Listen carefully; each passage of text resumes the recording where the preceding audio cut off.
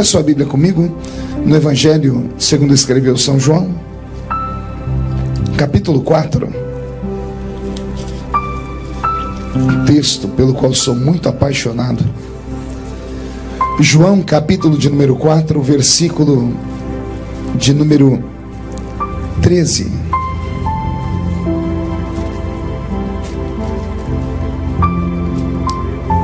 Está escrito assim: E Jesus respondeu e disse-lhe: Qualquer que beber desta água tornará a ter sede, mas aquele que beber da água que eu lhe der nunca mais terá sede, porque a água que eu lhe der se fará nele uma fonte que vai jorrar para a vida eterna.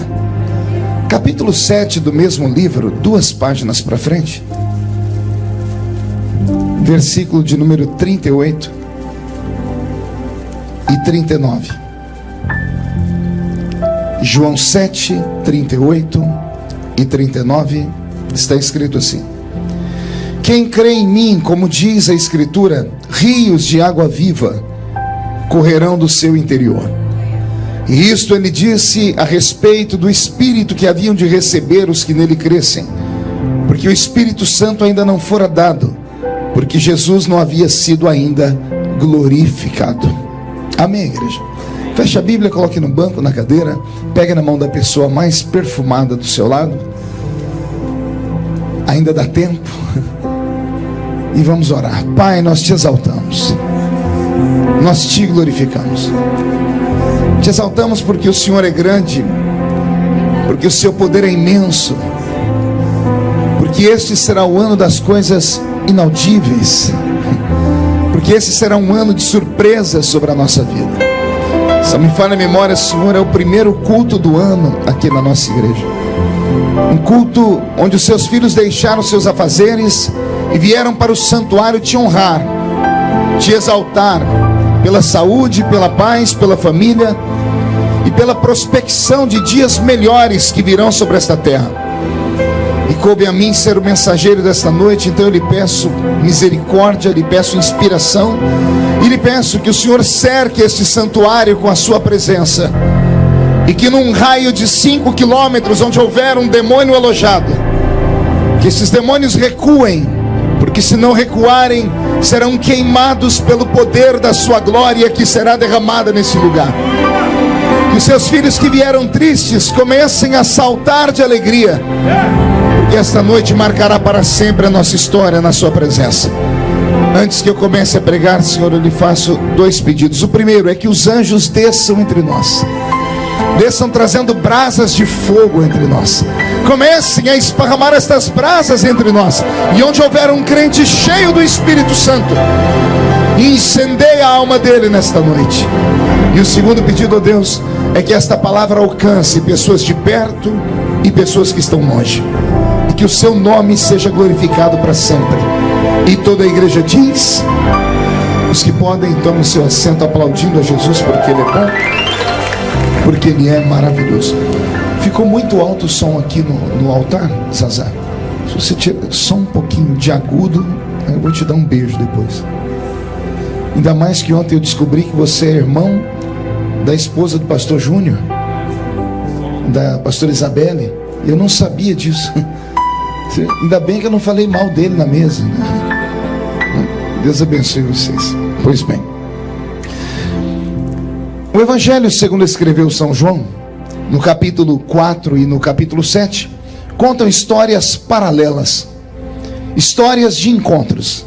Aliás, o resumo dos evangelhos são isso: encontros entre Jesus e seres humanos. Repito, seres humanos. Não era encontro de Jesus com anjos, não era encontro de Jesus com reis que se julgavam ser super-homens. Era um encontro de Jesus com gente como a gente, gente de carne, gente de osso, gente que carregava os seus traumas, os seus erros, os seus pecados, as suas vis histórias, histórias tristes, histórias de perturbação, história de perca, história de violência na família, história de abandono. O Senhor amava se envolver com as multidões, e os evangelhos são para nós histórias dos encontros de Jesus com esses seres humanos, e são a vida deles, e esses encontros que vão dar para nós o norte de como deve ser a vida cristã.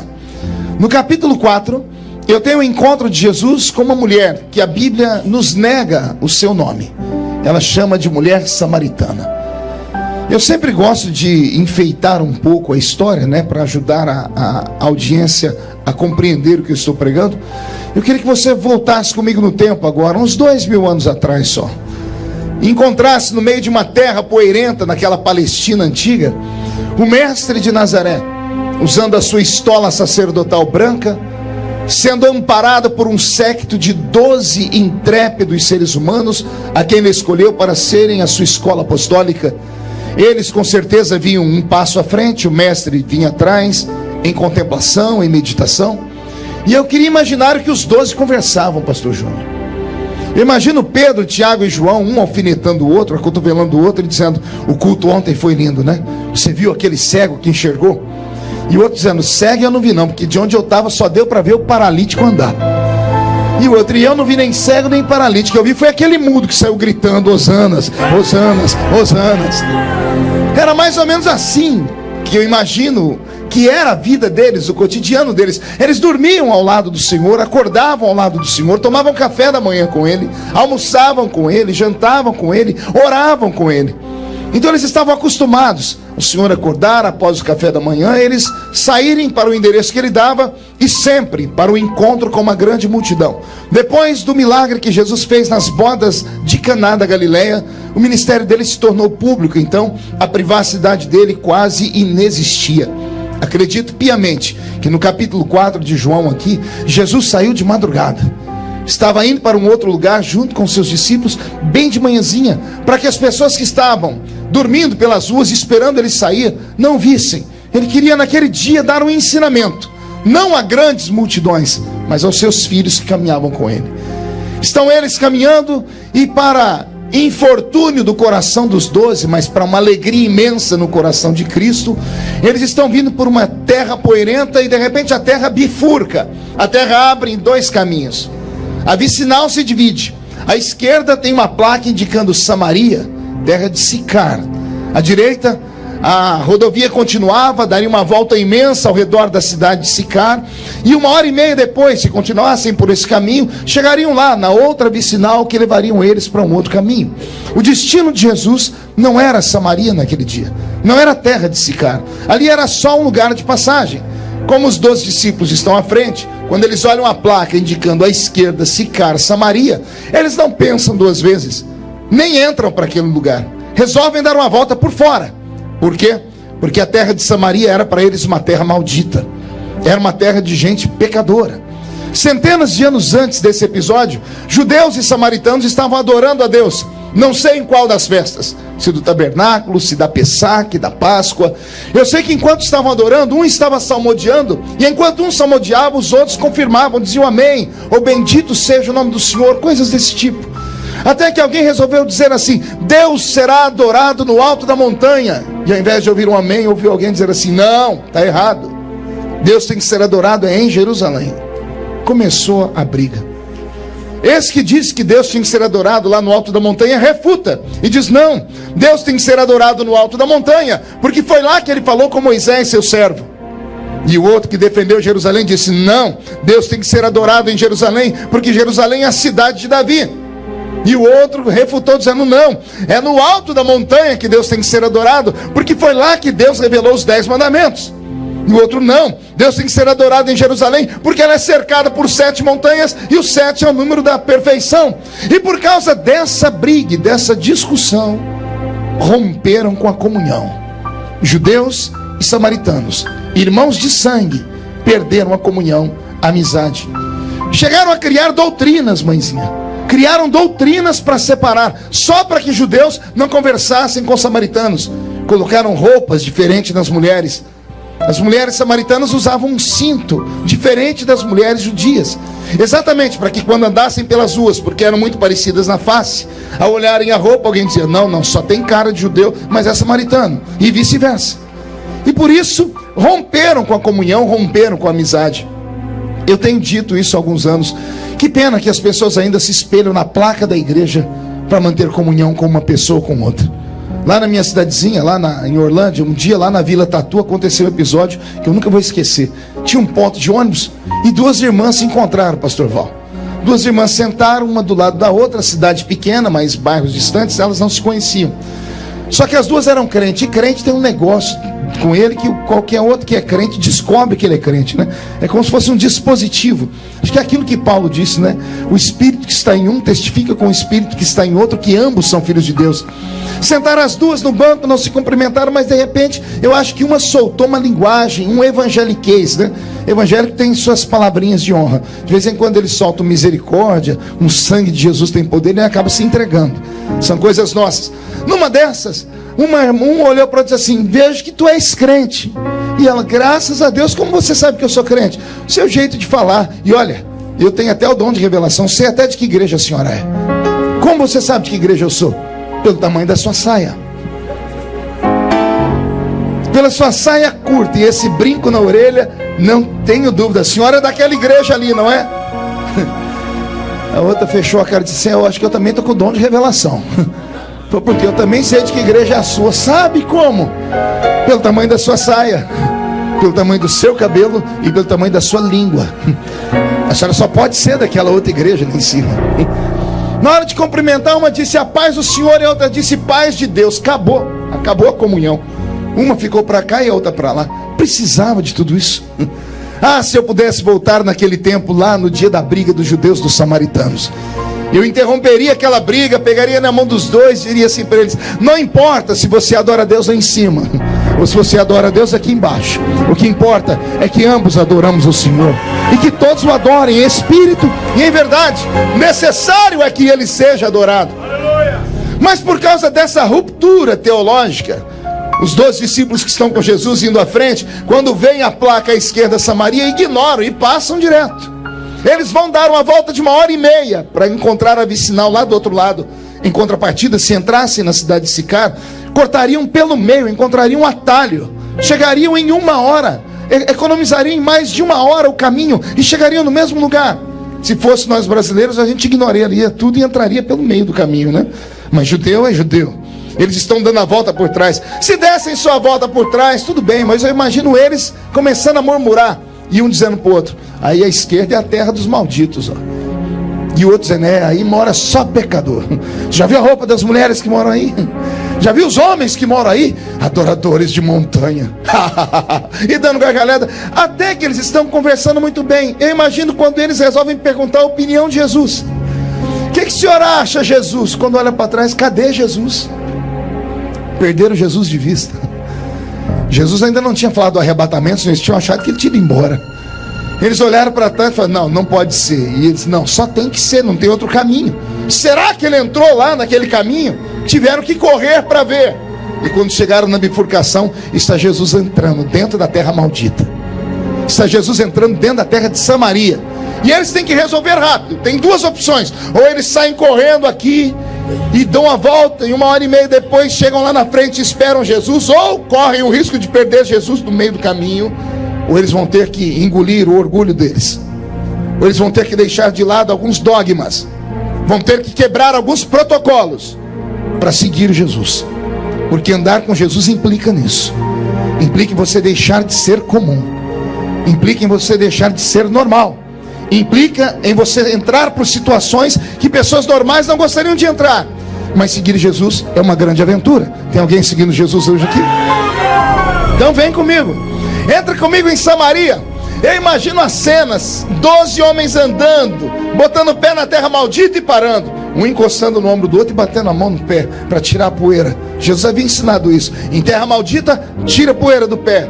Eles vão fazendo isso e lá na frente está Jesus. Só dá para ver a silhueta dele de costa. Você consegue tentar acelerar a sua câmera e enxergar Jesus de frente? Eu imagino Jesus com um sorriso, querendo dar uma gargalhada, porque ele não era só homem, ele também era Deus. Como homem, ele só sabia o que os homens sabem, mas como Deus, ele sabia onde aquela história ia dar. Ele sabia que aqui atrás eles estavam irados, enraivecidos, mas que já já ele iria aplanar o coração deles, porque um mistério seria revelado logo ali à frente. Eles aceleram os passos, se aproximam do mestre. Quando vão tentar passar na frente dele, encontram outra placa. E esta placa está escrita Poço de Jacó. Quando eles olham a placa Poço de Jacó, um desarranjo em todos os 12. Uma curiosidade em todos os 12. Então eles olham para trás para ver se Jesus vai seguir caminho ou se ele vai seguir a placa. E graças a Deus, Jesus seguiu a placa. Quando eles viram Jesus entrar para o Poço de Jacó, foram correndo. E agora que eles estão na frente do poço, eu imagino 12 homens ao redor daquele buraco no chão, olhando, observando, sentindo o cheiro da terra molhada, ouvindo barulho de águas vivas lá embaixo. E os olhos deles estão lacrimejando. Pergunte por quê. Só se todo mundo perguntar. Porque os 12, sendo judeus, cresceram ouvindo falar da história desse poço. Cresceram ouvindo falar da história do milagre de Jacó no deserto. Cresceram ouvindo falar que o patriarca Jacó cravou o joelho na areia e implorou misericórdia a Deus para não morrer ele, suas esposas, seus filhos, seus animais e os seus empregados no encontro que ele vai ter com seu irmão Esaú. Mas era deserto, acabou a água. E o Deus de Jacó disse a ele: cave nessa areia, porque quem anda comigo não morre de sede. E Jacó cravou na areia e nasceu um poço de água viva que existe até os dias de hoje. Eles agora estão vendo. Anote aí e deixe essas palavras fluírem na sua alma. Os 12 agora estão vendo aquilo que a vida inteira eles só ouviram falar. Estão vendo aquilo que eles só ouviram falar. É isso que eu começo a aprender nesse texto. Quem tem coragem de ir com Jesus em todos os lugares que ele manda, corre o risco de ver aquilo que outros só ouvem falar. Quem tem coragem de andar com Jesus, de seguir a ele, de quebrar regras, quebrar etiquetas, de ir onde ninguém foi, de fazer coisas que para os normais é loucura, como as nossas extravagâncias, como as nossas coreografias, como o nosso louvor, como a nossa fé. Quem tem coragem de fazer essas coisas acabam vendo aquilo que os outros não veem, coisas que as pessoas só ouvem falar. Você corre o risco de ver aqui nesta noite, dentro desse santuário, porque você está seguindo Jesus. Posso ouvir mais um glória a Deus por essa palavra? Os 12 estão ali, Déri, olhando aquele poço, sentindo o cheiro da água. Estão emocionados, estão cutucando um o braço do outro, dizendo assim: minha mãe, quando eu era criança, me falou dessa história. E o outro, meu pai também. Eu ouvi o nosso rabino contar na sinagoga. Eles estão deliciando-se com a visão que estão tendo. Aí Jesus quebra o clima, fazendo assim. Todo mundo para, olha para ele. E ele diz assim: gente, está um calor aqui, né? Muito quente. Eu estou com sede. Estou com sede. E a vergonha invade o coração dos 12. Porque eles estão de frente de um poço. Tem água viva, mas eles não estão preparados para tirar água lá de dentro. Isso aqui é um conselho forte para quem vem para o culto. Não basta entrar no culto. Como eu tenho sempre ensinado, é preciso, além do culto, entrar na presença de Deus. Não basta atravessar a porta da igreja. Eu digo sempre que entrar na igreja até cachorro entra, porque a porta fica aberta. Mas entrar no culto e na presença de Deus, aí é só para aquele que está preparado. Não adianta estar aqui dentro e não estar preparado para receber o que Deus tem para dar. Pastor, será que é possível? É só você olhar do seu lado esquerdo e direito que você vai ver. Tem alguns que entram aqui dentro e abrem o guarda-chuva. Como assim, pastor? Começa a chover no irmão da esquerda, chove no irmão da direita, o da frente dá grito de glória, o outro dá um pulo, tem um até que enrola pelo chão, e tem uns que não abrem a boca nem para respirar. Não basta andar ao lado dele, tem que estar ao lado dele preparado para fazer as coisas que ele te pede para fazer. Eles estão diante do milagre, pastor Val, e não podem tirar água lá de dentro. Não tem uma xícara na mão. Mas não é esse o ensinamento que Jesus quer dar. Jesus não quer deixar eles numa situação constrangedora. Então Jesus se antecipa, imagino, se afasta deles um pouquinho, encontra uma pedra debaixo de um zimbro. Ele senta na pedra e diz assim: gente, aqui na frente, se não me falha a memória, eu vi uma placa ali atrás, tem uma cidade chamada Sicar. Vão à frente, preparem comida, bebida, encontrem um lugar para eu repousar. Eu me encontro com vocês lá na frente. Eu vou descansar porque essa noite, enquanto vocês dormiam, eu subi um monte para orar, então eu estou mais cansado que vocês. Os 12 se confabulam, chegam à seguinte conclusão: nós não podemos deixar Jesus sozinho. Eles deixam um para ficar ali do lado dele, como uma espécie de guarda-costa. Pastor, como é que o senhor sabe disso? Está escrito? Não, não está escrito, mas basta ter um pouquinho de inteligência, que alguém escreveu a história, alguém foi testemunha ocular, e só um foi testemunha ocular dessa história: João, o apóstolo. Os 11 ou os 12 se reuniram e escolheram João para que João ficasse ao lado de Cristo. Jesus está sentado numa pedra, João está aqui em pé, de braço cruzado. Tem 11 homens fugindo, indo para dentro da cidade de Sicar. Quando eles estão à distância, que dá para perceber que Jesus não está vendo mais eles, eu imagino o diálogo, pastor Moses, um olhando para a cara do outro, dizendo assim: que fiasco, o homem dá tudo que a gente quer, ele multiplica pão, ele multiplica peixe, ele alimenta a gente, as pessoas dão pouso para a gente, tudo que a gente quer ele dá. E agora que ele pediu um copo d'água, ele não pediu vinho, ele não pediu uma barra de ouro, ele pediu água, e nenhum de nós pode dar água para ele. A gente precisa melhorar esse ministério. Os 11 estão conversando quando de repente, no sentido contrário, passa uma mulher. Passa quem? Esta mulher, quando passa por eles, dá frio da planta dos pés ao alto da cabeça deles. Quando ela já está longe, os 11 olham para trás para olhar a mulher, e começa a indagação: não pode ser, será? Sim, não tem outro jeito. O que chamou a atenção daquela mulher neles foram duas coisas. Primeiro, o cinto que ela usava. O cinto identificava ela como samaritana. Samaritano era sinônimo de pecador, miserável. A outra coisa é que no ombro direito dela ela tinha um cântaro. Eles não tinham uma xícara, mas ela tinha um cântaro. Ela está indo para o poço, de onde eles estão vindo. Eles não mataram a sede de Jesus, mas ela está indo com um negócio que ela pode acabar matando a sede de Jesus.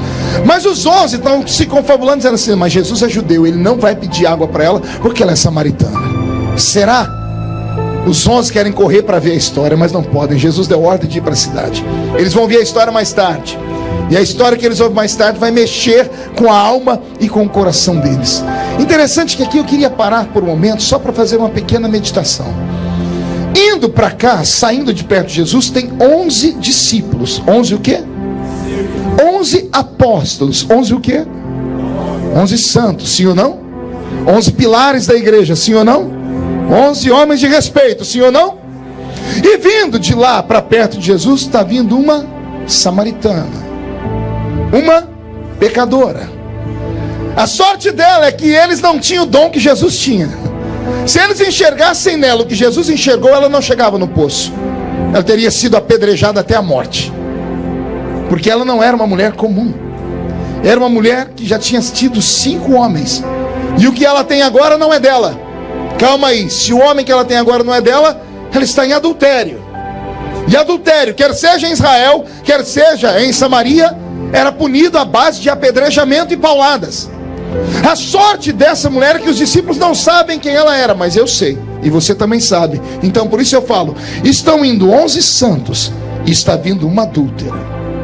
Está indo 11 pilares da igreja, e está vindo uma mulher amaldiçoada. Estão indo 11 santos poderosos, que não puderam matar a sede de Jesus. E está vindo uma desgraçada, miserável pecadora, que pode matar a sede de Jesus. Pelo menos uns 3 entenderam. Aqui nesse texto eu encontrei a resposta, pastor Divonci, porque muitas vezes pregando no Brasil, em cruzadas, em culto ao ar livre, me lembro que uma vez eu estava pregando ali no litoral do Paraná, esqueci o nome da cidade grande, pastor José Alves é o pastor presidente, Paranaguá, pregando ali numa grande cruzada. Quando eu fiz o apelo, a primeira alma que aceitou Jesus na rua foi uma prostituta. Ela estava seminua, que dava vergonha. Quando ela chegou perto do altar, ela dobrou o joelho, não era nem altar, era uma caçamba de um caminhão. Ela arrancou os brincos, porque ela conhecia a cultura da igreja. Ela arrancou os maços de cigarro e jogou em cima do caminhão, e caiu de joelhos, aos gritos. Quando ela caiu de joelhos, os gritos dela se transformaram em choro, e o choro em línguas estranhas. Jesus batizou ela com o Espírito Santo. Agora a cena que eu vi na sequência me horrorizou. 2 irmãs do ciclo de oração que estavam bem perto, de coquezinho na cabeça e Bíblia na mão, vieram correndo e botaram a mão na prostituta e começaram a dizer: sai, Satanás, nós te repreendemos agora, espírito de enganação, deixa ela. E a mulher, não entendendo nada, ainda bem que não estava entendendo nada, continuou orando e falando em línguas estranhas. Aí chegou uma pessoa e tirou elas de perto dela E ela saindo dizendo assim: como pode? Como é que Jesus pode batizar uma mulher que está vestida desse jeito? Como Jesus pode abençoar alguém que está desse jeito? Isso não é o Espírito Santo. Aquelas irmãzinhas podiam ser crentes, mas não conheciam Jesus. Elas não conhecem o nosso Salvador. Quem se preocupa com a aparência são homens. O meu Senhor se preocupa com aquilo que está por dentro do ser humano. É nessa história que eu encontrei a resposta. 11 santos não podiam matar a sede dele, mas uma prostituta, aleluia, ela pode tocar ele. Às vezes é mais ou menos isso que acontece num culto como esse, né? Quantas vezes a gente está pregando e a gente conhece os crentes, né? Sou pastor de igreja, a gente conhece os membros de igreja. Você prega, o cidadão fica te olhando com a cara parecendo que foi batizado num pote de vinagre. Aí entra na igreja uma pessoa que nunca foi crente, ela fica constrangida, porque ela baixa a cabeça, você percebe que ela fica assim, de canto de olho, ela começa a chorar. Ela não entende nada do que eu estou pregando, mas ela sente tudo que eu estou falando. Aí os crentes que entendem o que eu estou pregando já não sentem mais o que eu estou falando. Senhoras e senhores, às vezes é melhor rever o nosso sentimômetro espiritual. Dá uma olhadinha no seu irmão, pergunta: como é que está o seu? Está quebrado? Diga para ele: porque é o primeiro culto do ano e você não abriu a boca nem para respirar ainda. Aliás, teve uns 3 desgraça desse chiclete. Pelo amor de Deus, você está na presença do Eterno. Em 2017 você venceu. Dê um grito de glória ao nome dele. Se alegra. Aleluia. Lá vai a pecadora. Os 11 vão embora querendo saber o que deu. Vão saber mais tarde. Quando a pecadora chega perto do poço, de soslaio. Soslaio é canto de olho. De soslaio, de canto de olho para a esquerda, para a direita, ela percebe que na beira do poço tem 2 homens. E os 2 são judeus. A roupa deles identifica eles. Só que a roupa de um deles deixa ela apavorada, porque a roupa dele é branca. É a roupa de um doutor da lei. É a roupa de um sacerdote. Pastor, por que deixa ela apavorada? Porque ela conhece a lei. Se ele descobrir o pecado dela, ele pode mandar matá-la. Então ela, apavorada, dobra o joelho, tira debaixo do seu cinto uma corda, tira o cântaro do ombro, amarra uma corda no gargalo do cântaro e solta o cântaro dentro do poço. Ela quer que termine rápido para ir embora. Quando o cântaro bate nas águas, barulho de água em movimento, pastor Marquinhos. Ela ergue o cântaro e quando o cântaro sai de dentro do poço, ele sai vertendo água fria, água cristalina, água pura, água que mata a sede de qualquer moribundo, pastor Moses. Quando ela tira o cântaro, ela desamarra, vai dar um jeito de amarrar na cintura, porque ela quer que aquilo acabe logo. São 2 judeus e ela é samaritana. Um deles é doutor da lei, e esses doutores da lei também, ele pode ser da entidade dos cabalas. Ele pode ser um doutor da lei que tenha dom de revelação. Você sabia disso? Sabia que existem judeus que têm dom de revelação? Os que estudam a cabala, eles também oram por doentes. Eu conheci um dia desses, um deles. É coisa forte. Quando ela percebe isso, ela quer que termine logo aquilo, porque aquilo está sendo um suplício. Quando ela vai se levantar para ir embora, pastor Zaqueu, o silêncio é quebrado. A voz do mestre é ouvida. E ele diz assim para ela: senhora, me dá um pouco de água para eu beber, porque eu estou com sede. Oh, palavra bonita. Você consegue imaginar a humildade do Salvador? Ele não olha o pecado, ele não olha a aparência, ele não olha a religião dela, ele não olha a roupa dela, ele não olha o estado civil dela, ele não olha nada. Ele diz assim: moça, me dá um pouco dessa água para eu beber. E ela esquece o que ela é. Por um momento ela esquece que ela é uma mulher de vida fácil, que ela é uma prostituta de luxo. Ela olha para ele e ela lembra só da maldita ou bendita religião. Os olhos dela trincam, os dentes dela rangem, ela solta golpes sobre o meu Jesus. Ela diz assim para ele: como sendo tu homem, judeu, vem pedir água a mim, que sou mulher samaritana? Traduzir isso é dolorido, às vezes até vergonhoso. Ela está tocando em 2 pontos frágeis de Jesus. Ela está tocando no sexo dele e na etnia dele. Mas não é apenas na etnia, é na etnia religiosa. Como é que ela sabe que Jesus é da tribo de Judá para chamar ele de judeu? Naquela época não chamavam judeus de judeus, chamavam judeus de hebreus. Só chamavam judeus aqueles que eram da tribo de Judá. Jesus era da tribo de Judá, mas ela não sabia disso. Quando ela chama ele de judeu, ela está falando da religião dele. A roupa branca identificou. Como sendo você judeu, ou seja, da religião judaica, do judaísmo. Aí ela apela, como sendo tu homem. Ela está querendo dizer assim: homem nenhum conversa com uma mulher que não seja da sua família, com uma mulher que não seja do seu povo, e vem você falar comigo. Ela olha para Jesus e, com todo respeito, não sei se alguém já te deu uma interpretação como essa, eu quero crer que naquele dia aquela mulher saiu de casa determinada a mudar de vida. Ela estava cansada de ser um pedaço de carne na mão de homens, de bestas feras. Ela estava cansada de ser um objeto. Era uma mulher que foi abusada desde sempre. Uma mulher, para se tornar uma prostituta, não era por vontade própria. Uma mulher violentada, uma mulher estuprada. O peso não caía sobre o estuprador, caía sobre ela. O estuprador até era punido de certa forma, mas a mulher, como foi estuprada, perdeu a sua pureza, era arrancada do seio da família, ia morar na zona do Baixo Meretrício. Foi por isso que Davi surtou quando Tamar, sua filha, foi estuprada, porque a única filha é mulher e ela tem que ser arrancada de dentro do palácio.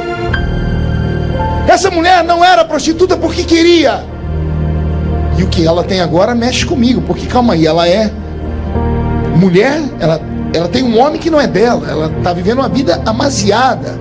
Os samaritanos também puniam isso à base da pedrada. Por que nunca puniram ela? Possivelmente ela era amante de alguém muito importante, um político, ou pior, um religioso. E as pessoas sabiam do poder que tinham os sacerdotes naquele tempo. Lembra? Foram eles que mandaram matar o meu Jesus. E também sabiam do poder dos políticos. E como ela devia ser muito bela, era amante de um deles, ninguém tinha coragem de tocar nela, porque ela tinha alguém que guardava as costas dela. Mas isso não tornava ela uma pessoa feliz. Pelo contrário, todos os homens que se aproximaram dela quiseram arrancar algo dela. Quando ela está na beira do poço, cansada de viver, ela vê um líder do judaísmo mexendo com ela. Ela achou que Jesus era mais um.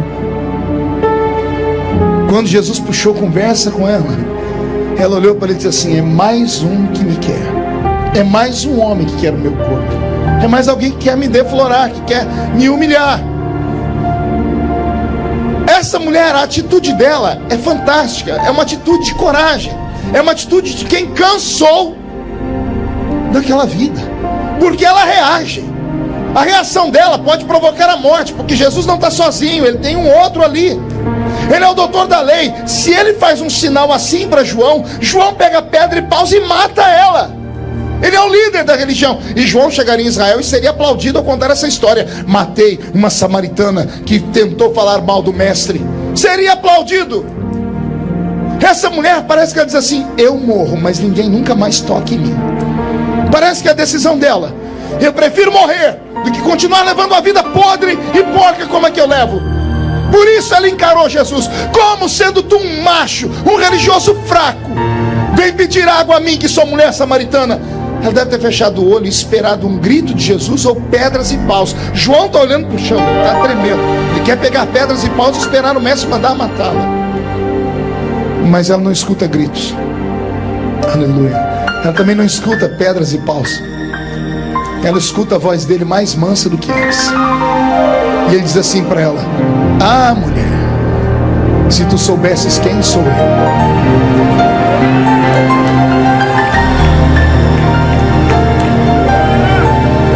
Eu me emociono só de falar. Ah, se tu soubesses quem sou eu. Eu não sou como os outros, mulher. Eu não quero um pedaço de você, eu não quero te levar para a cama, eu não quero destruir sua vida, eu não quero abusar de você.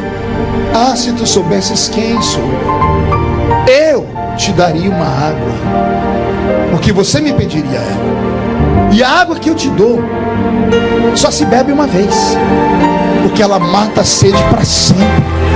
Para sempre. Alguém já bebeu dessa água aqui? Então exalte ao nome dele.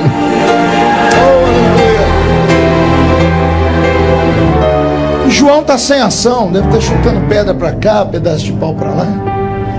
A mulher levanta o olhar, olha para Jesus, ela não sabe o que fazer, porque ela foi agressiva, ela foi deselegante, ela agrediu ele, Nani.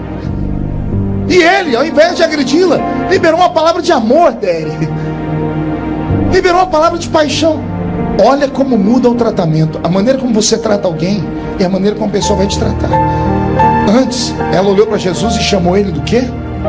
Homem judeu, macho religioso. Depois que Jesus disse isso para ela, como ela vai chamar ele? Mas, Senhor, vou deixar você degustar. Primeiro ela diz: como sendo tu homem judeu, pede água a mim, que sou mulher samaritana. Ele diz: ah, se tu soubesses quem sou eu, você me pediria água e eu te daria uma água que quem bebe dela nunca mais tem sede. Aí ela olha para ele e diz assim: mas Senhor,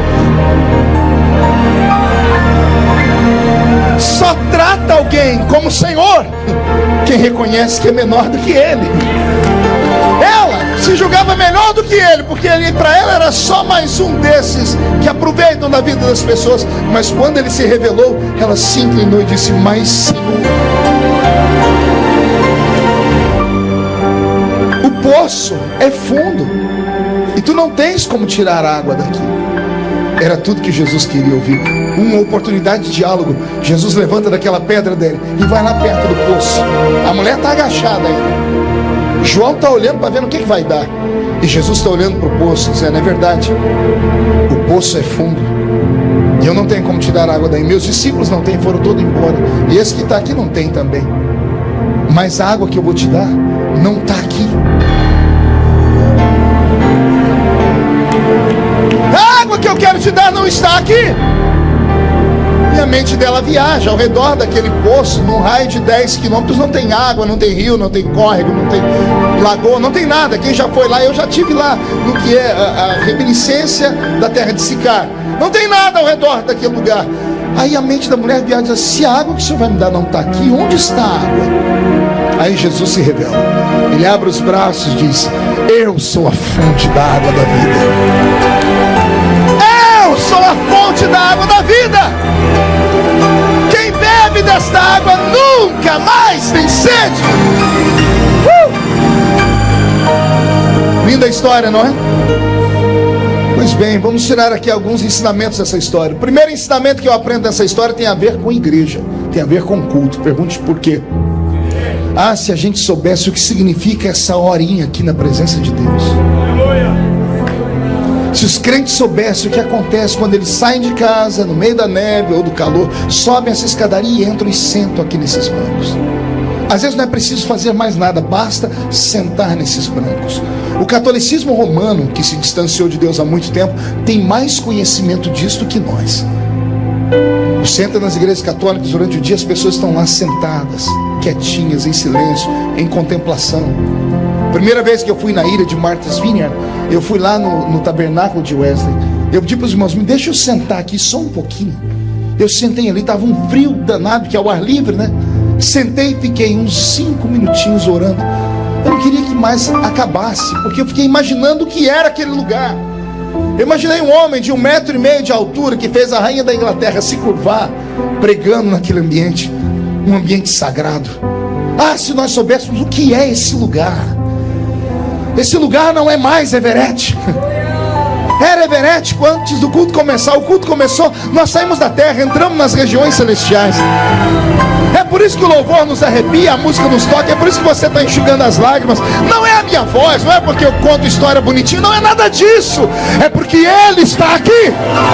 Ele está aqui nesse lugar. Ele está aqui.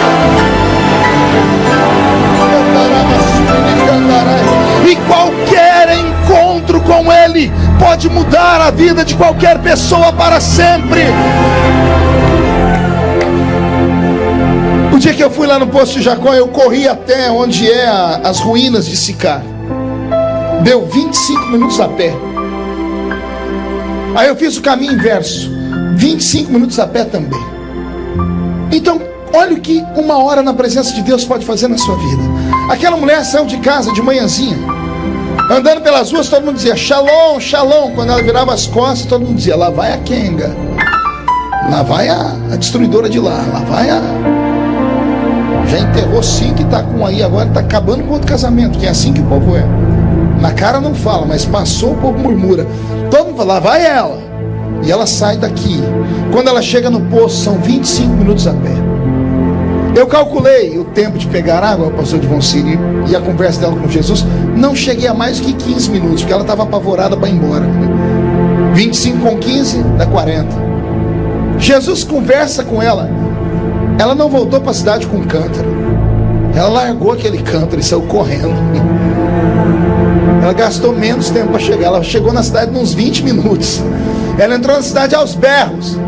Entrou gritando. Só que ela entrou gritando uma coisa tão bonita que vai mexer com você. Porque 25 para vir, com 15 dá 40, com 20 para voltar dá 60, é 1 hora. 1 hora atrás ela era prostituta. 1 hora depois é a maior missionária do Novo Testamento. 1 hora depois ela entra na cidade gritando: encontrei o Messias, encontrei o profeta, ele está lá no poço de Jacó. E essa mulher faz algo que eu nunca vi acontecer. Gente, a cidade inteira, é a Bíblia que diz, a cidade inteira, os comerciantes, a prefeitura fechou, todas as pessoas que estavam trabalhando na lavoura pararam, a notícia esparramou, a cidade inteira desceu até o poço para ver Jesus. E Jesus pregou para a cidade inteira e ganhou a cidade inteira. Quando a cidade está voltando, eles encontram a mulher chorando num canto. E aí começa a dizer: agora cremos, não porque te ouvimos, cremos porque nós vimos que ainda há profeta em Israel de verdade. É por isso que eu digo que você não sabe o que esta hora aqui pode significar na sua vida. Para você pode ser mais um culto, para Deus pode ser o culto. Pode ser o dia em que Deus esteja marcando você, queimando você, batizando você com o Espírito Santo, derramando para você o dom da palavra, o dom do conhecimento, derramando sobre você o dom de discernir espíritos, trazendo o avivamento que você tanto espera. Por isso eu não admito que você fique só assistindo o culto. Participe do culto, reage por este culto, se empolgue por esse culto, chame a atenção de Deus nesse culto.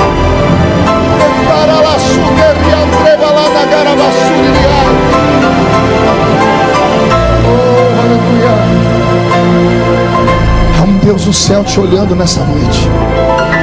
Há um Deus do céu esperando a sua reação nesse culto. Você diz: vou para o culto, é o primeiro culto do ano, vamos ver o que Deus vai me dar. Por incrível que pareça, Deus falou a mesma coisa de você. Deus disse: é o primeiro culto do ano, vamos lá, vamos ver o que eu vou ganhar. Então estamos nos impasse. Ele quer e você quer. Só que Ele é Deus. Ele merece mais do que você. Dê a Ele e Ele te dará tudo que você precisa. Eu não vou me prolongar muito, mas eu quero aqui tirar desse texto algo que o Senhor falou no meu coração, que é muito profundo. Oxalá que eu tenha condições de interpretar. Sentado naquela pedra, falando Deus. Então eu compreendo que sentado na pedra está um homem com sede. Mas permita-me o Senhor falar. Sentado naquela pedra também está Deus.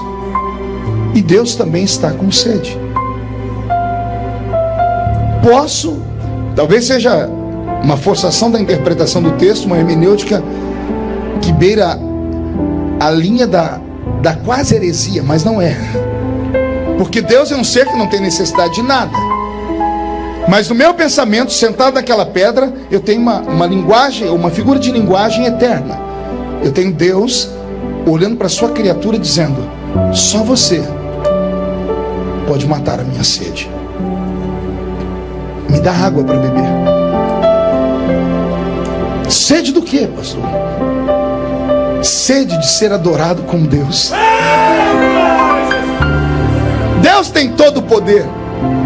Não tenha nada que Ele não possa fazer. E o que Ele não pode fazer, não faz, não porque não pode, mas porque o seu caráter o impede.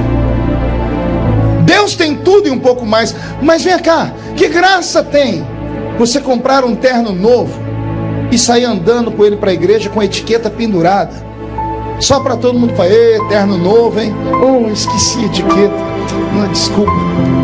Que graça tem a senhora fazer o cabelo, fica lá aquele sofrimento, 4 horas para deixar o cabelo dessa cor, né? Ou dessa textura. Aí chega em casa, fica lá esperando. O marido vai chegar, quando ele abre a porta, a senhora está bem esperando ele assim. Aí ele olha e faz, tá tudo bem? Aí a senhora faz assim. Aí ele fala, é problema no pescoço, meu amor? Aí ela já começa a subir o nervo, né?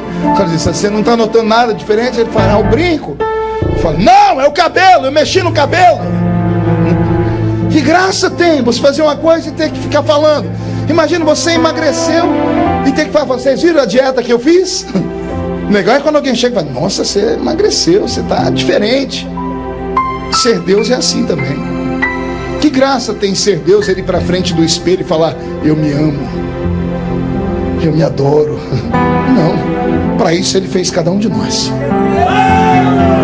Deus só tem sede de uma coisa, sede de adoração. Deus é um ser que tem que ser adorado. Já falei isso aqui alguns anos atrás e repito, um dia lendo a Bíblia eu descobri que só existe uma coisa acima de Deus. Ai pastor, isso beira heresia mesmo, beira mesmo. Quando eu li eu também tomei um susto, porque para mim Deus estava acima de tudo. Porque só olha para cima quem precisa de alguma coisa, esse é o pensamento humano. Mas a Bíblia diz que um dia um homem entrou no santuário de Deus, no ano em que morreu o seu tio Uzias. Ele dizia, eu vi o Senhor assentado no alto e sublime trono, e acima dele os serafins voavam e cantavam, Santo, Santo, Santo, Santo é o Senhor dos exércitos. Aí, o dia que eu li isso, eu falei assim, Deus, calma aí, tem uma coisa errada aqui. Os serafins estão acima do trono de Deus. Por quê? E o que Deus me contou é algo muito simples. Eu acredito, espero que você entenda, porque entrou no meu coração e eu criei. O Senhor diz para mim, não, a gente não olha para cima só quando tem um sofrimento. A gente também levanta a cabeça quando está muito feliz, ou quando a gente sente um perfume muito gostoso. Quem aqui já chegou em casa, abriu a panela e fez assim? Os comerciais de televisão de comida tem sempre isso. A pessoa abre a panela e faz assim e levanta a cabeça. É para mostrar a felicidade. Parece que é para mostrar alegria, felicidade. O Senhor disse para mim, eu não levanto a cabeça porque eu estou procurando ajuda. Não, eu levanto a cabeça porque o perfume é muito bom. Mas perfume do que? O Senhor disse para mim, filho, quando a igreja na terra me adora, ela adora com barulho, mas o louvor não chega no céu como barulho. O louvor é filtrado e ele chega no céu em forma de sacrifício, em forma de libação, em forma de incenso. Está escrito em Apocalipse, a oração dos santos é derramada diante do altar de Deus, e Deus sente o cheiro dela. Deus não ouve, Deus sente o cheiro. E eu falei, por que o Espírito Santo transforma o barulho em cheiro? O Senhor disse, para eu não cometer injustiça, porque nem todo mundo grita para me adorar. Tem uns que gritam para não ficar sozinho. Tem uns que abrem a boca de sono e para tapear o sono da glória a Deus. Já viu isso? A pessoa vai abrir a boca dizendo assim, aleluia. Não é assim? Nas vigílias acontece muito. As pessoas estão dormindo, ela já acorda falando em língua estranha, nem sabe o que está falando. Não faz sentido nenhum o que ela está fazendo. Não é louvor nenhum isso. Então quando um dá glória a Deus de verdade, a gente sente, arrepia tudo, sobe. Quando uns vão dando, aí se vai virando um louvor coletivo, aí sobe. Quando sobe, o Espírito Santo fica no meio, dizendo assim, esse é de verdade, esse aqui é só da boca para fora. Aí ele vai filtrando. O que chega diante de Deus é incenso. Aí Deus diz para mim, quando chega o louvor verdadeiro lá da Revival Church for the Nation, quando sobe, eu faço assim. Quando o cheiro é bom, eu olho para cima. Ao olhar para cima, os serafins dizem, Santo, Santo, Santo, Santo, Santo, Santo é o Senhor dos exércitos, e toda a Everett está ficando cheia da sua glória. Eu te desafio nesta noite ser o ponto de partida, o início de um ano de muita adoração, de um ano de muito louvor, um ano onde você possa atravessar aquela porta, entrar aqui e pedir menos e dar mais, porque Ele sabe do que você precisa e Ele vai suprir a sua necessidade. Queria desafiar você a dar um ano de tanta glória e de tanta aleluia, que o próprio diabo vai se mudar da rua da sua casa, porque não vai te aguentar mais. Duas coisas: ou ele não vai aguentar mais, ou ele vai acabar dando glória a Deus junto com você também. Eu te desafio a fazer deste ano o melhor ano da sua vida, dizendo assim: só o Senhor é Deus, e dar a Ele toda a honra, toda a glória, todo o louvor, porque Ele merece tudo isso e um pouco mais. Você pode dar glória a Deus por isso? Me lembrei agora de que eu estava em Israel numa grande cruzada uma vez, e terminamos a cruzada, foi um sucesso. No dia seguinte eu fui lá para o Monte das Lamentações, para o Muro das Lamentações, orar. E eu levei comigo aquele locutor da Rede Globo, o Cid Moreira. Quem lembra do Cid Moreira? Só os velhos, né? Mr. M. O pastor Divão Cid disse que lembra, mas não é velho não, é ousado. Estava lá, eu e o Cid Moreira. Falei: Cid, vamos, informa. Para chegar lá foi uma tortura, porque o Cid anda desse jeito assim. Eu já tenho quase 230 anos. Aí o Cid foi, chegamos lá, cada um colocamos o kippah. Eu falei: Cid, você encontra um lugar aí que eu vou encontrar o meu. Eu quero chegar naquela montanha lá naquela muralha. E para chegar lá, um Deus nos acuda. É muita gente, né? Só que eu sou brasileiro e não desisto nunca. E fui empurrando um, empurrando o outro. Quando eu achei uma brechinha no meio do muro, eu disse: pronto, é aqui que hoje eu faço um pacto com Deus. Tirei do meu bolso um pedido de oração. Não sei se você sabe, no Brasil, quando alguém sabe que você vai para Israel, eles falam: põe meu nome lá. Aí você sai com um negocinho enrolado. Quando você estica, dá 1 quilômetro. Tem oração até pelo cachorrinho da vizinha. Aí enrolei o meu papelzinho, e antes de começar a orar, eu tinha que encontrar um lugarzinho para colocar o pedido de oração. E aí foi uma tortura. Uma música triste, por favor. Não tinha nenhum buraquinho para colocar o pedido de oração. E eu falei: eu não viajei milhares de quilômetros para voltar com esse pedido de oração. Senhor, me ajuda, porque senão eu vou pecar. Aí eu olhei e tive uma visão. Eu vi um papelzinho que estava bem amarelinho, num buraquinho daqueles lá. Esse aqui Jesus já escutou. Não é pecado não, né? Aquele lá já estava amarelinho, tava... Eu cheguei, a barriga bem perto, coloquei o dedo e fiz assim, tuque, e coloquei o meu pedido de oração lá. A igreja me perdoa por isso? Ufa, graças a Deus. Aí eu orei. Aí eu comecei a orar com vontade. Falei: achei o lugar para colocar meu pedido de oração. Só que eu encarnei um assembleiano seminarista orando. Levantei as duas mãos para o céu e comecei: soberano eterno, magnífico, imarcessível, Rei dos reis, Senhor dos senhores, Pai da eternidade, Príncipe da paz. Eu estava indo. Eu sei que eu já tinha atravessado o átrio, estava chegando no lugar santo, quando eu tomei uma pancada na mão esquerda. Mas a pancada foi tão forte que eu quase emendei um palavrão na oração. Porque não foi você, mas doeu demais, que a mão chegou a formigar, que eu parei de orar e fiz ai! E olhei para cá para falar quem foi que fez isso. Aí ia brigar com a pessoa. Mas quando eu olhei para cá, o ser humano era alto demais. Eu fui olhando, ele não parava de crescer. Era um judeu de uns 2 metros de altura, e ele ainda tinha um chapéu na cabeça, devia dar uns 2,5 metros. E esse judeu estava orando assim, ó. E foi um murro desse que ele acertou na minha mão. Eu falei: vou ficar quieto, estou em oração. Cheguei para cá, né? Levantei a mão, comecei a orar de novo. Não deu certo, que acertaram essa mão. Só que essa acertaram mais de levezinho. Eu olhei, não foi soco. O judeu que estava de cá, aqueles que usam roupa preta, que tem um cabelinho enrolado aqui, o judeu ortodoxo, ele orava assim, ó. E ele bateu a cabeça na minha mão. E eu olhei para o de cá. E falei: que bando de doido. Eu fiquei quietinho aqui, levantei a mão para terminar a oração. Me empurraram de costas, que eu bati a cabeça no muro. Aí eu desci da cruz. E eu olhei para trás para ver um judeu que estava atrás de mim. Ele orava assim, ó. E eu comecei a olhar, tinha um que orava assim. Outros ficavam assim, amarrado um negócio aqui na mão, apertando um botão. Eu fiquei, aquela loucura. Eu falei: meu Deus, o que é isso? Aí o meu intérprete estava perto, falei: ô Eliaquim, o que é isso? O que esse povo está fazendo? Que loucura é essa? Ele disse: loucura não, pastor, respeite os meus irmãos. Eu falei: desculpe, eu respeito, mas o que eles estão fazendo? Meus irmãos estão orando. E eu falei: precisa tudo isso para orar? Ó, eu, pentecostal, membro da Revival Church for the Nation, achando loucura eles daquele jeito. Aqui teve um que deu uma cambalhota aqui agora no meio da igreja, e eu achando louco aquilo lá.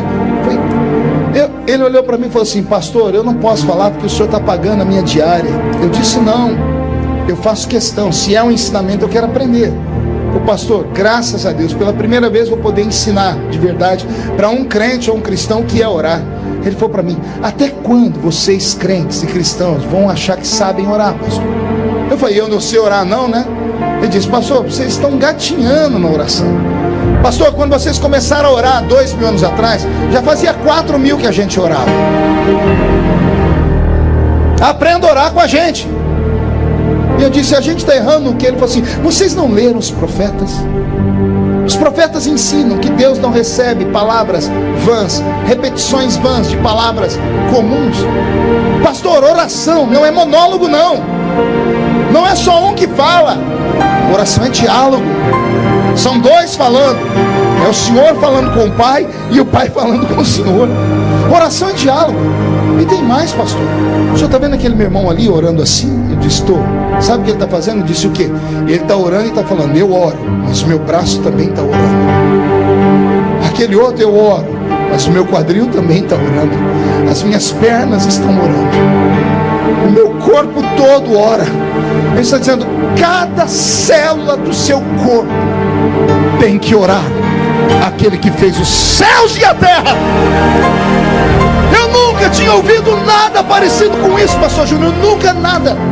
Eu saí dali assim, embriagado, né? Quando eu estava já umas 50 metros longe daquilo, o Cid Moreira do meu lado, a ficha caiu, que eu sou difícil entender. Quando eu entendi, eu dei um berro, que eu quase matei o Cid Moreira do coração. O Cid olhou para mim e disse assim: que isso, pastor? Falei: Cid, eu entendi. Ele falou: o quê? Eu entendi porque eu, quando garoto, lá na Vila Tatu, no salãozinho da Rua 1, quando o culto estava gostoso, quando eu dava por mim, eu estava em pé sozinho, chacoalhando as mãos e chorando. Aí quando eu voltava, eu olhava, estava todo mundo sentando me olhando, e eu ficava com vergonha de sentar. Quantas vezes em congresso no Brasil? Uma vez eu estava em São Paulo, no Parque do Anhembi, pastor Gesiel Gomes, seu pai, Moisés, pregando. Seu pai fez uma coisa naquela noite que eu acho que eu nunca mais vi ninguém fazer. Ele subiu na tribuna, antes dele cantou uma cantora, e o Brasil estava mudando o rumo do louvor, né? Não era mais que louvor de Assembleia de Deus, o povo estava começando a bater palma e dançar. E o seu pai, quando pegou o microfone, estava daquele jeito, o povo, todo mundo virado. Ele nem saudou o povo com a paz do Senhor, ele deixou o microfone, a Bíblia, foi, ajoelhou numa cadeira, e ninguém entendeu nada. Aí o povo foi quietando, ele catou uma cadeira, saiu andando no púlpito sem falar nada. Ele pegou e jogou a cadeira no meio do povo. Um irmão levantou e catou a cadeira. Foi um susto. Ele disse: é desse jeito que você tem que estar, porque senão a glória de Deus vai te matar. Coisas de Gesiel Gomes. Aquilo virou do avesso. Eu era menina, eu nunca tinha visto uma coisa dessa. Meu Deus, eu pulei tanto, eu gritei tanto, que pisaram no meu pé, eu pisei no pé dos outros. Quando eu vi, eu estava no chão, caído, uns 30 caíram em cima de mim. Mas a gente não programou aquilo. Não era uma coisa que a gente dizia: olha, eu vou, fica, espera aí que eu estou indo agora. Não, era um impulso, era um ímpeto. Eu descobri que eu não grito no púlpito porque quero, eu não aumento a minha voz porque a minha verborragia exige, ou porque a minha retórica é perfeita. Não. Existe um momento em que vem o conhecimento do homem, existe outro que o Espírito do Senhor se apossa. É o momento em que o Espírito Santo se apossa.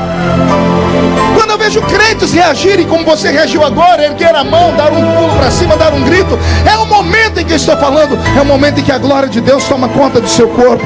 É o Espírito Santo que diz para você: salte, pule, movimente, levante o braço, pule, plante bananeira, agarre o diabo pelo chifre, exalte, louve, exalte aquele que fez os céus e a terra. Mate a sede de Deus nessa noite, e você terá o ano mais abençoado da sua história. E encerro aqui dizendo que no capítulo 7 de João, 8 dias depois, os discípulos se confabularam, e a notícia que chegou até Jesus não foi legal. Jesus perguntou: por que está todo mundo triste? Ninguém está conversando comigo direito. Pedro, tinha que ser Pedro, né?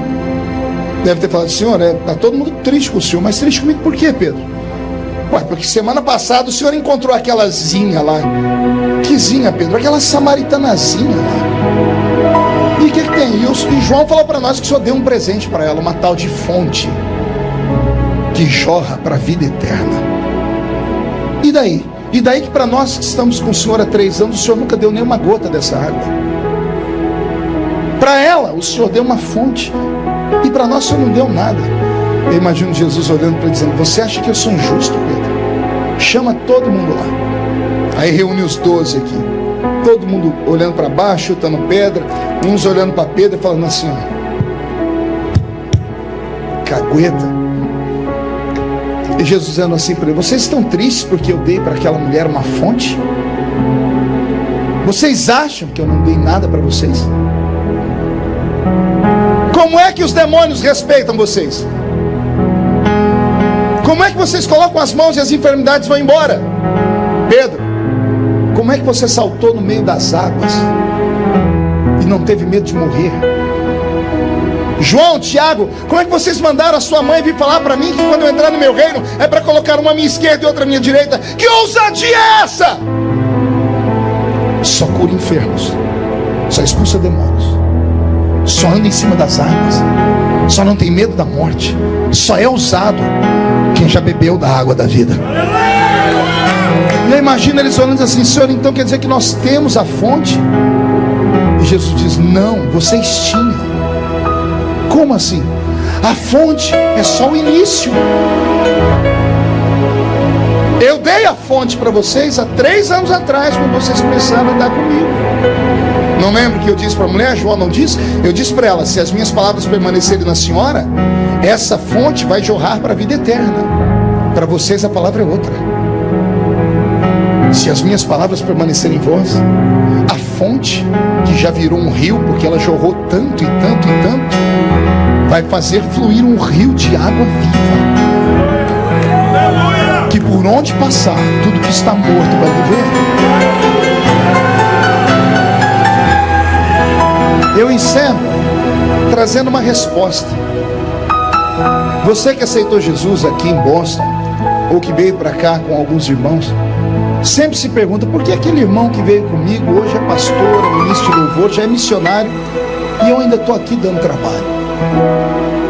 A resposta que te vem às vezes é porque ele tinha chamado e você não. É mentira. É mentira. O problema é o que você fez com a sua fonte. Você entulhou ela. Se você entulhou sua fonte, ela nunca vai jorrar, nunca vai ser nada.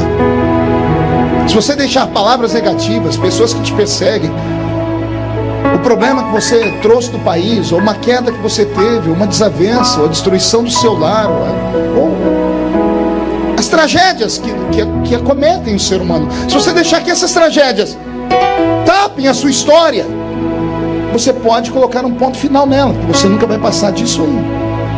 Agora, se nessa noite você deixar Jesus desentulhar sua fonte, arrancar tudo aquilo que te atrapalhou em 2016, sua fonte vai jorrar, sua fonte vai virar um rio de águas vivas. Às vezes, por onde eu passo, as pessoas perguntam: poxa, você vem aqui na Mero já há 16 anos. Eu acho que eu sou um dos poucos nesses 16 anos que o povo ainda de vez em quando para ouvir. Eu sei que é o Derek que manda, né? O Derek manda, quem tem juízo obedece, né? O pastor Daniel fala: é para escutar ele, então vem todo mundo me escutar. Mas ainda tem azeite. Você ainda recebe algo. Às vezes até uma palavra que eu já preguei, outras vezes, mesmo assim ela toca a sua alma. Alguns tentam encontrar calma, mas ele mudou por fora só. A fonte é a mesma.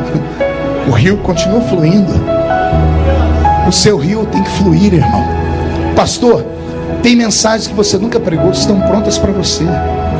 Eu costumo dizer que o lugar do mundo onde estão os maiores tesouros se chama cemitério. No cemitério estão aqueles que poderiam ter descoberto a cura do câncer, a cura da AIDS. O melhor sermão para ser pregado está dentro do cemitério, que foram de homens e mulheres que, por causa do primeiro bloqueio na vida, porque alguém disse não a eles, desistiram da chamada, desistiram da história e arrastaram o seu talento para dentro de uma cova. Se eu dependesse dos anos de seminário para ser o que eu sou hoje, eu nunca seria nada. Eu fui humilhado por todos os professores de teologia. Todos. O professor de hermenêutica era o pior. Uma vez ele pediu para que nós traduzíssemos um texto, pastor Divonci, e nós tínhamos que construir um sermão em 5 minutos. O sermão tinha que ter começo, meio, fim, apelo e oferta, em 5 minutos. E ele deu o tema. E tinha os meninos da minha época que eram bons. O pessoal imitava o Napoleão Falcão, o Gilmar Santos, essa turma toda, porque eles tinham voz para imitar. E a minha voz sempre foi pouca, porque o meu pulmão é pequeno. Eu nunca dei conta de imitar eles. Aí quando eu fui falar, eu comecei a falar do meu jeito, do jeito que eu tô aqui. Pedi para alguém fazer um solinho no violão, que eu comecei desse jeito. Isso, eu consigo operar quando tem uma anestesia, ajuda. Aí foi indo. Quando eu terminava de falar, estava todo mundo chorando, até o infeliz do professor. Ele enxugava as lágrimas e dizia assim: Feliciano, você está na profissão errada. Você tinha que ser roteirista de cinema, escritor de livros, porque púlpito de Assembleia de Deus não é lugar de contar historinha para a gente chorar. O infeliz sentia Deus, mas dizia que eu não podia ser pregador, porque o meu jeito de falar era esse. Um dia eu subi a montanha para orar, e eu encerro aqui. Eu disse: Deus, eu nunca vou ser pregador, porque o pastor disse que eu não posso, meu professor disse que eu não posso, só porque eu conto história. E Jesus falou para mim: é ciúmes. O que? Ciúmes. Ciúmes do quê? De você. Por que ciúmes de mim? Porque você prega igual eu pregava quando eu estava na terra. Os sermões de Jesus eram histórias. Jesus, quando queria pregar muito, chamava a multidão e dizia assim: um pai tinha 2 filhos. Oh glória! Morreu um homem rico e morreu Lázaro. Os sermões de Jesus não eram histórias, não eram essas mensagens escalafobéticas que a gente espera.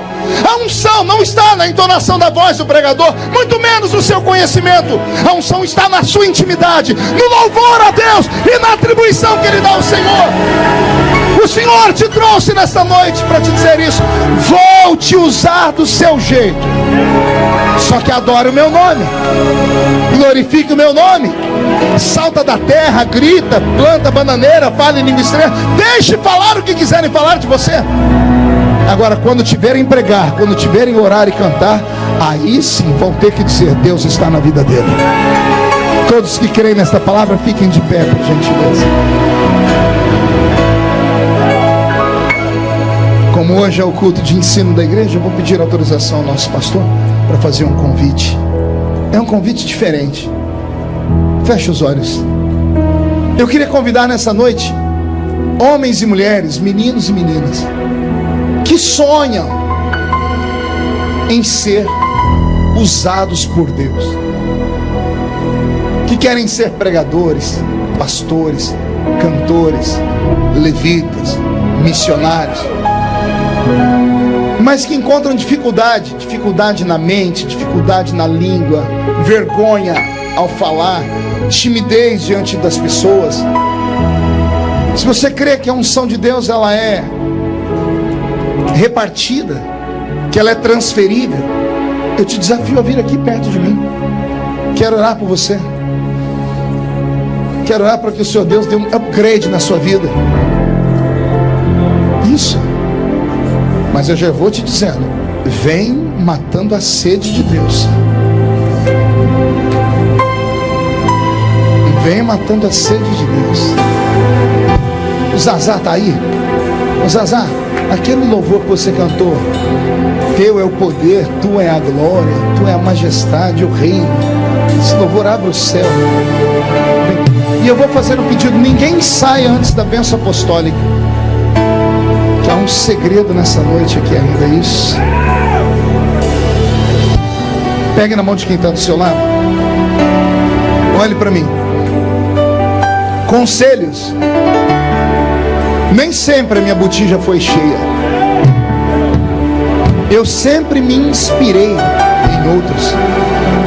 Eu sempre ouvi pregadores. Quantas vezes agarrei os VHS do Daddy, coloquei lá para ouvir as pregações dele, aí eu pregava de trás para frente, ninguém sabia. Ele pregava de frente para trás, eu pregava de trás para frente. O pastor Divonci pregou uma mensagem uma vez dos Gideões, Eu decodifiquei ela em 3 e fiz 3 sermões com a mesma mensagem. E aí quando eu prego é perigoso, ele está pregando, alguém fala: você está imitando o Feliciano. E é o Feliciano imitando ele. Pastor Ronaldo Fonseca é deputado comigo em Brasília. Esse dia ele chegou lá no parlamento bravo comigo. Ô Feliciano, pelo amor de Deus, não prega mais aquela mensagem do azeite da viúva não. Eu falei: por quê? Você aprendeu essa mensagem aonde? Eu disse: eu tinha 14 anos quando você pregou ela. Pois é, a mensagem é minha. Você prega ela. Eu fui pregar esses dias, irmão, falei: o senhor está imitando o pastor Marco Feliciano. Porque Jesus me fez mais conhecido do que ele. Não é vergonha nenhuma copiar. Só que peça para Deus te dar uma inspiração sua, para Ele te dar um toque diferente seu, para que tenha a sua marca. Seja cheio do Espírito Santo sempre. Pregar não é fácil, porque você tem o atributo de ter que despedir o povo melhor do que eles entraram e fazer eles terem vontade de no culto próximo estarem aqui do que ficar em casa. Por isso o Senhor Deus quer te dar. Pai, eu oro nesta hora. Eu oro porque oraram por mim. Eu nunca imaginei que um dia eu estaria orando por pessoas. Deus da minha infância, Deus dos primeiros passos, derrama nesta noite da mesma unção de sabedoria, da unção de fluência das palavras, da fome e da vontade de conhecer a tua palavra.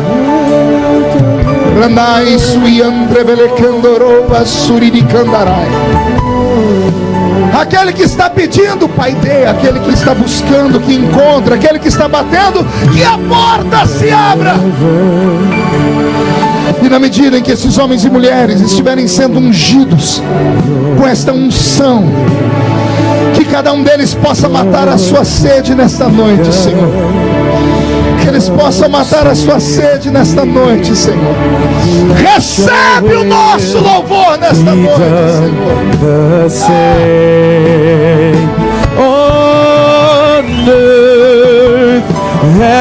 As it is in heaven, let o louvor está abrindo o céu, receba. Caia sobre eles a sua glória. Caia sobre eles o céu. Caia sobre eles a sua glória.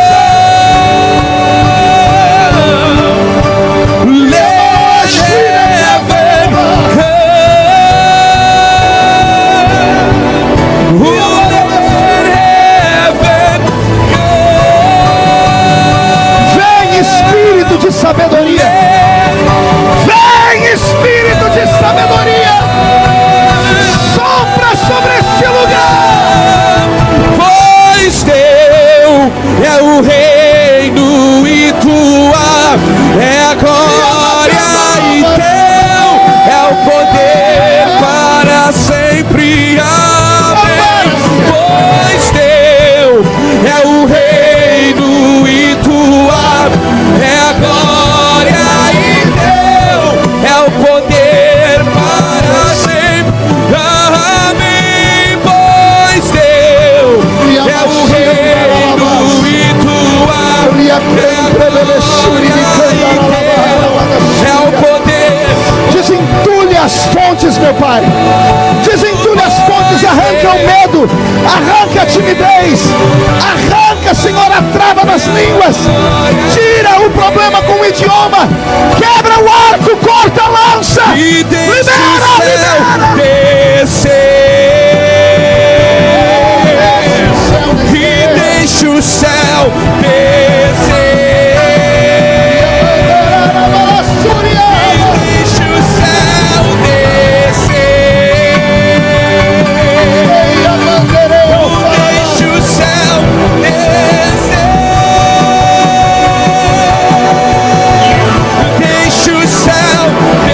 Descer.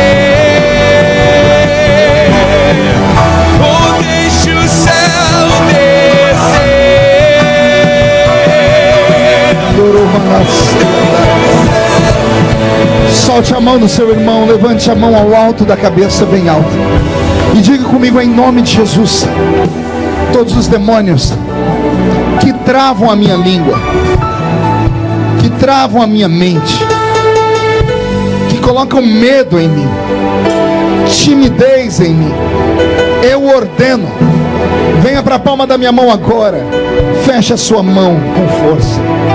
Vou contar até 3, você joga no chão, pise em cima, acaba com esse medo, acaba com esse problema. Abraça 3 pessoas e diga para elas assim: você vai marcar a sua geração. 1, você nunca mais será o mesmo. 1,5, sua família sentirá orgulho de você. 2, a sua igreja vai receber o seu talento dando glórias a Deus. 2,5, quem viver verá para ver onde Deus vai te colocar. 3, jogue no chão, pise em cima, abrace 3 guerreiros, abrace 3 guerreiras.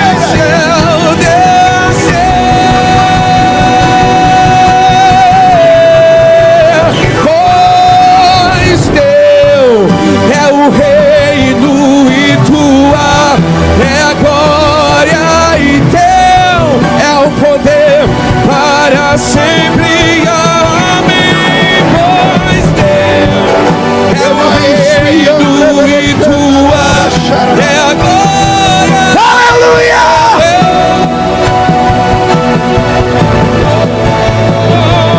Pois teu é o reino e tua é a glória, somente teu.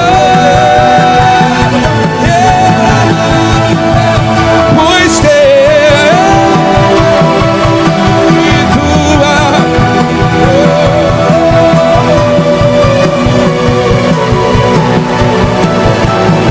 Quem pode dar a Jesus uma linda salva de palmas? Quem pode aplaudir e gritar? Quem pode aplaudir, gritar e dar um pulo para cima? Vamos ver se alguém consegue.